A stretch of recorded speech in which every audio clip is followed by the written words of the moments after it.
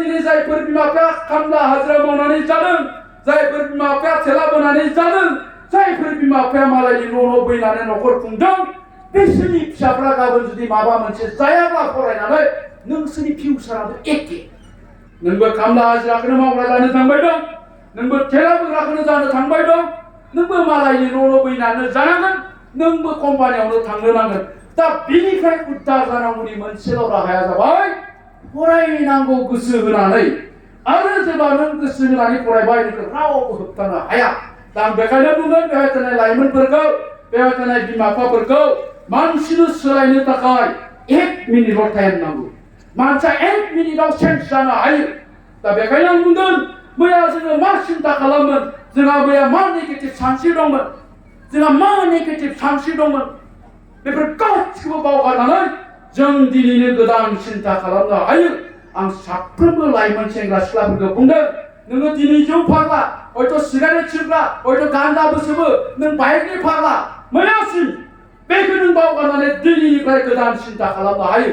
जोंनि साफ्रोमबो बिमा बिफा, जोंनि साफ्रोमबो फरायसा, जोंनि साफ्रोमबो लाइमोनफ्रा जाय सोलायनायजों नोंनि मोजां जागोन, जाय सोलायनायजों नोंनि न'खरनि मोजां जागोन, जाय सोलायनायजों समाजनि मोजां जागोन, बेबायदि सोलायनायखौ जों सिन्था खालामनो हायो। मानोना मानसिनो सोलायनो आं बुङो 1 मिनिटल' टाइम नांगौ। आं दहाय एसे सिगाङाव बुंदोंमोन, सासे गथ'आ आंनि लोगोआ बोसोरसे लावखार थाहैदोंमोन होननानै। बोसोरसे बियो लावखार थाहैदोंमोन क्लास 4 फरायब्ला। बोसोरसे लावखार थाहैनानै क्लास 5आव लावखार थाना फैफिननानै, मानो लावखार थाहैदोंमोन? गाननाय जोमनाय गैयामोन बेहा, लेखा बायनो फैसा गैयामोन बेहा। बोसोरसे लावखार थानानै आरो फैफिननानै क्लास 5आव जोंजों एडमिसन लाफैफिनदोंमोन एमइ स्कुलाव। क्लास 5आव एडमिसन लाफैफिनदोंमोन। नाथाय बे गथ'आ एखेबारे रोंथारामोन।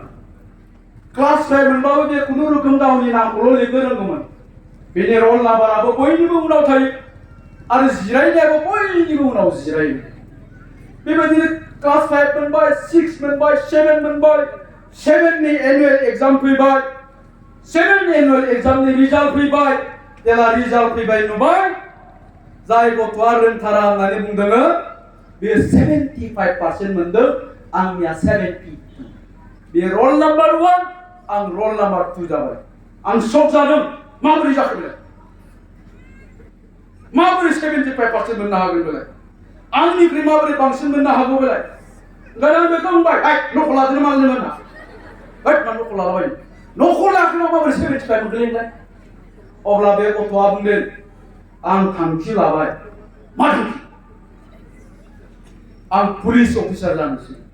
आरो पुलिस अफिसार जानायनि थांखिजों थांनाय 6 मासनिफ्राय आङो सानफ्रोमबो 12 घन्टायै लेखा फरायबाय दं। थांनाय 6 मासआ पुलिस अफिसार जानायनि थांखिजों आङो 12 घन्टायै लेखा फरायबाय थादों। आरो बे फरायनायनि बेनो दिनैनि बे रिजाल्टआ, बे फिथाइया होनना बुंदों बे गथ'आ। बेनि उनाव जेला क्लास 9 मोनबाय अब्लाबो रल नाम्बार 1 बेनो जाबाय। जेला क्लास 10 मोनबाय अब्लाबो बेनो रल नाम्बार 1 जाबाय। पिअसि पास जाबाय, पिएससि पास जाबाय, इन्टारभिउ होबाय। दा सासे पुलिस अफिसार जानानै बे क'क्राझाराव थायो, बिरफुं मसाहारि। क'क्राझाराव बै केन्द्रीय बिद्यालय खाथियाव थांनानै सोंहैबानो जाबाय बिरफुं मसाहारिया बहा थायो होननानै, पुलिस अफिसार बे बेवहाय थायो। दा माबोरै जाखो बियो?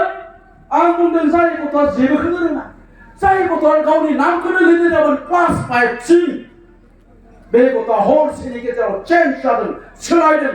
मानो? खारन बे थांखि लादों, आं पुलिस अफिसार जानोसै, आं सोलायनोसै, चेन्ज जानोसै होननानै बे हरसेनि गेजेरावनो सोलायदों। आं दा बेखायनो बुङो बेवहाय जेसेबां जौ फाग्ला गथ'आनो थादों, सोरबा दंबा होनदों दे नोंसोर होनाखै। बेसेबां गाज्रि गथ'आनो थायाथों मानो, नोङो जुदि सिन्था खालामबायब्ला मैयानिखौ गासिखौबो बावगारनानै दिनैनिफ्राय गोदान सिन्था खालामसै। मा सिन्था?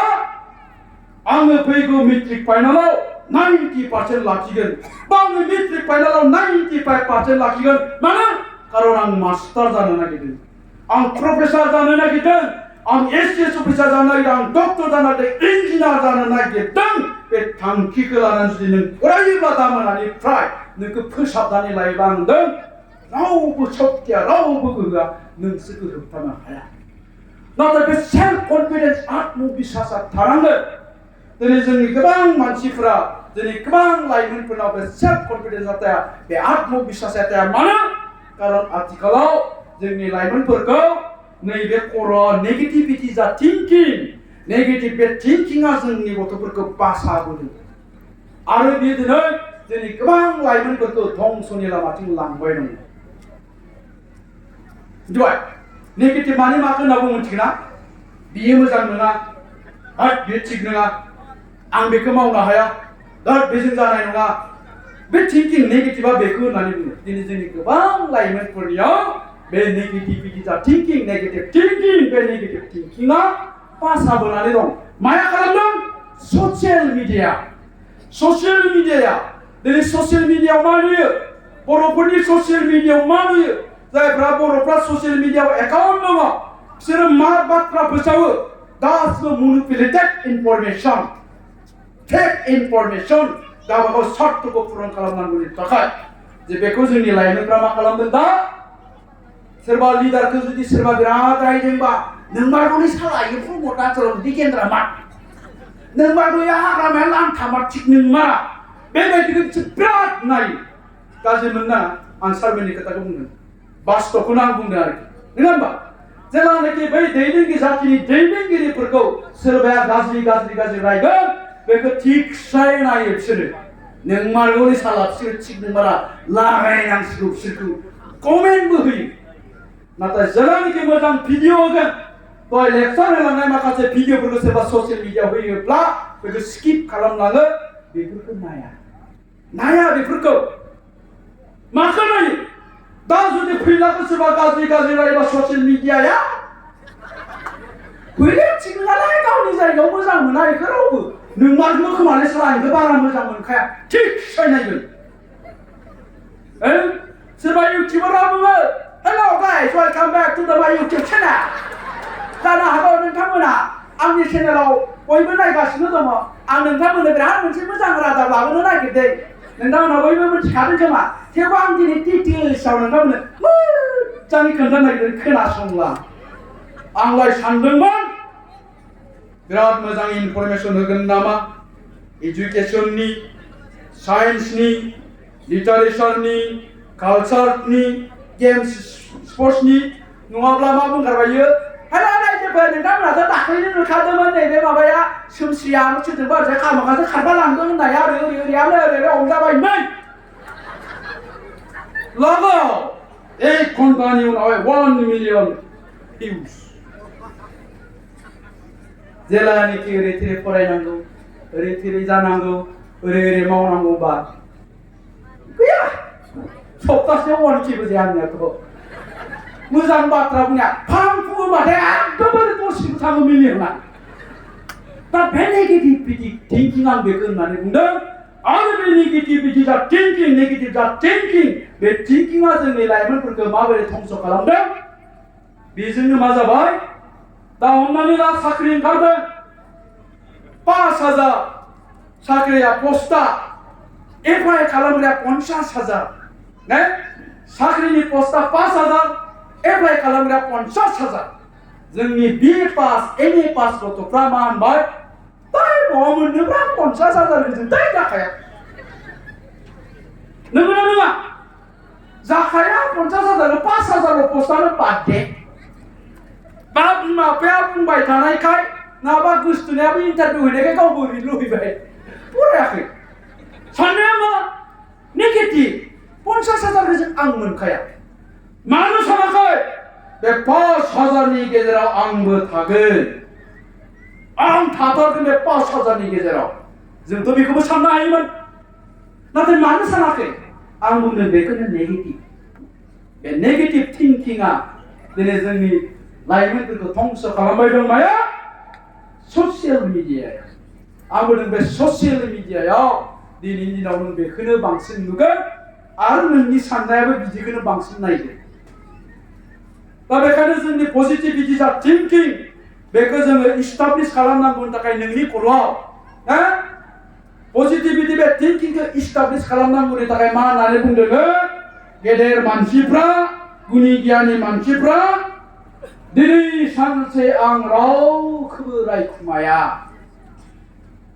दिनै सानसे हरसे आं रावनिबो गाज्रि खोथा बुङा दिनै सानसे हरसे आं सोरनिबा गाज्रि बाथ्रा गाज्रि मावनायखौ खुनुदिन गोसोखाङा रावखौबो रायखुमाया होननानै सानसे हरसेल' था होननानै बुङो मिथिबाय सानसे हरसेल' था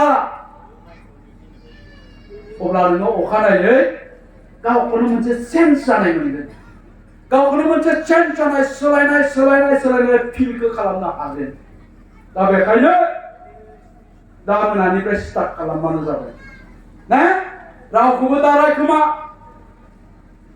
रावनिबो गाज्रि मावनाय बाथ्राखौ दा गोसोखां रावखौबो गाज्रि बाथ्रा दा बुं हरसे सानसे नोङो सोलायनो हागोन आरो बिदि जानायनि माखासे जाहोनफोरबो दङ माबायदि जोंनि मा होनना बुङो नोङो स्पेसियेलि जोंनि ट्राइबेल मानसि बर' मानसिफोरनि जोंनि गथ'फोरनि जोंनि फिसाफोरनि माबाय नामा हा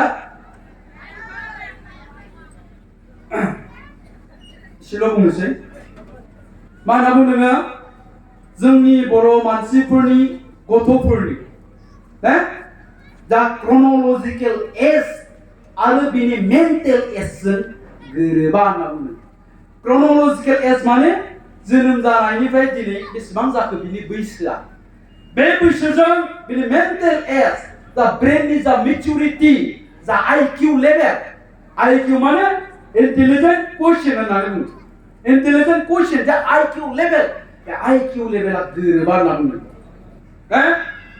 जाय गथ'आ 15 बोसोर जाबाय बे गथ'नि ब्रेना मा जायो 10 बोसोरनिल' जायो जाय गथ'आ 8 बोसोर जाबाय बे गथ'नि ब्रेना 4 बोसोरल' जायो दा जोंनि गथ'फोरनि मेन्टेल एजआ बेबायदि जाय गथ'आ 16 बोसोर जाबाय बे गथ'नि मेन्टेल एजआ 12 बोसोरनिल' जायो नाथाय गुबुन हारिनि जा गथ'फोरनि जे मेन्टेल एज ना बे क्रन'लजिकेल एजनिख्रुइ एडभान्स जायो होननानै बुङो हारसा गथ'फोरजों रायलाय नोङो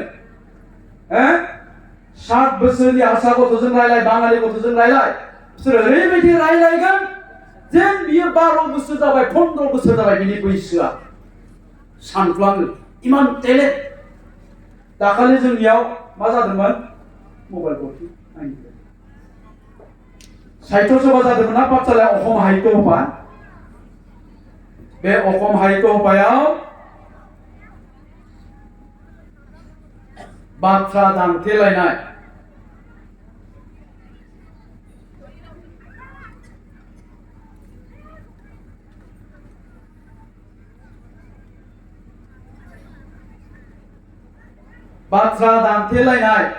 बादायलायनाय जादोंमोन